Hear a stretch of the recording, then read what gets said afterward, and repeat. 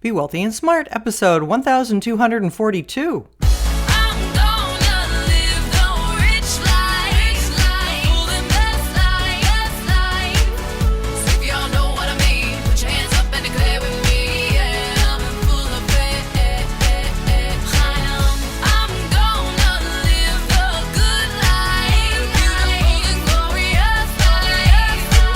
Step into a world of wealth and financial freedom without budgets, boredom, or bosses on Be Wealthy and Smart.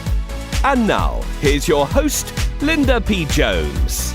Welcome to Be Wealthy and Smart. I'm Linda P. Jones, America's Wealth Mentor, empowering women and men worldwide to financial freedom. On today's show, we're going to talk about the most expensive and the least expensive states to retire. And Florida is not on the list of cheapest states, interestingly. So this is an article that comes to us from CNBC Make It. And what's really interesting is that the most expensive states are the ones you would probably imagine. New York being number 1, California number 2, Massachusetts number 3, Washington State number 4, Maryland number 5, Hawaii number 6, Connecticut number 7, Alaska number 8, New Jersey number 9, and Colorado number 10. But the least expensive states might surprise you a little bit, and as I said, Florida isn't on the top 10 list. Now, this list was developed by Bankrate, who reviewed data from a number of sources, including the Council for Community and Economic Research's 2023 Cost of Living Index and the Tax Foundation. And it makes the point that while affordability can certainly be an important factor when determining where to spend your post-work years, it's important to consider other factors as well, such as distance to family and accessibility to healthcare facilities. It's also important to know how much you'll have saved up for retirement, said personal finance expert Shang Saavedra. Determining how much you have available for retirement then leads to all the other decisions for your lifestyle, he said. So what is the 10th least expensive state? Arkansas. The 9th, Wyoming. The 8th least expensive state to retire in, Kansas. The 7th, Indiana. The 6th least expensive state to retire in, Oklahoma. The 5th, Missouri. The 4th, Alabama.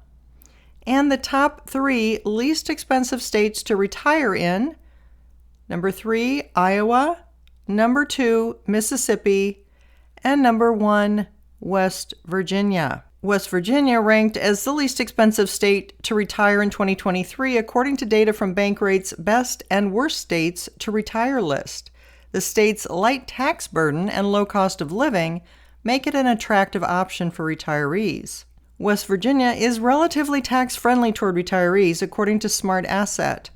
Although the state partially taxes Social Security income and withdrawals from retirement accounts, senior residents are able to claim a deduction on their taxes in order to offset some of these expenses. In addition to coming in first in affordability, West Virginia ranked as Bankrate's third best overall state to retire in 2023, thanks to its high scores in the well-being, weather, and crime categories. Although Florida has long been considered a popular destination for retirees, the state didn't place among the cheapest states to retire for the second year in a row. The Sunshine State ranked 35th for affordability this year, compared with placing 18th on last year's list. Although Florida was the number 1 state people moved to in 2022, according to the National Association of Realtors, that influx of new residents has caused housing prices to soar. The best thing you can do before deciding where to retire is to look at a retirement calculator. That can give you an idea of how much you need to save each month in order to meet your retirement goals, which can help you figure out if you're on track or if you need to reevaluate your spending. And as a general rule of thumb, about 4% is what you can withdraw annually from a retirement account without depleting your funds long term. 4% doesn't seem like a lot, and it takes an awfully big balance to make that count as a decent amount of income. On a $1 million portfolio, 4% is $40,000 of income per year. Plus, you can add your Social Security to that and any pension or any other income distributions that you might have. but generally the rule of thumb is 4% per year of your overall retirement budget is a safe amount to withdraw so that you're not spending down your principal and can run out of retirement funds. Although 44% of retirement savers in their 20s and 30s say they want to retire by age 60, according to a recent survey from the World Economic Forum, the median 401k balance among Americans in their 30s is $18,400, according to Fidelity, and the median retirement saver in their 20s has $5,400. So in general, one of the things that you can do is to start saving for retirement as early as possible, whether that's in an IRA or in an employer's 401k. And hopefully your employer is matching some of that initial contribution to your 401k.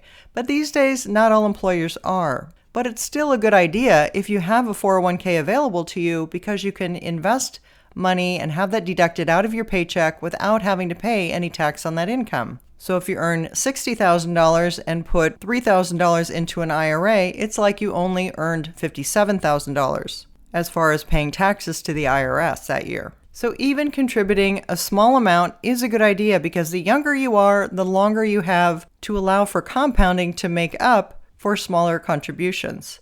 So just get started early. That's the secret when you're young. If you haven't yet subscribed to Be Wealthy and Smart, hit the subscribe button and you'll be notified as soon as new podcasts are available so you never miss one of them. And all of my podcasts are on my website at lindapjones.com/podcasts. And while you're there, sign up for my weekly newsletter for more wealth tips. That's all for today. Until next time, live the good life and be wealthy and smart. Thank you for listening to Be Wealthy and Smart with Linda P. Jones. Share the wealth and tell your family and friends about the show. Check out our website, blog, and social media for more riches at www.bewealthyandsmart.com.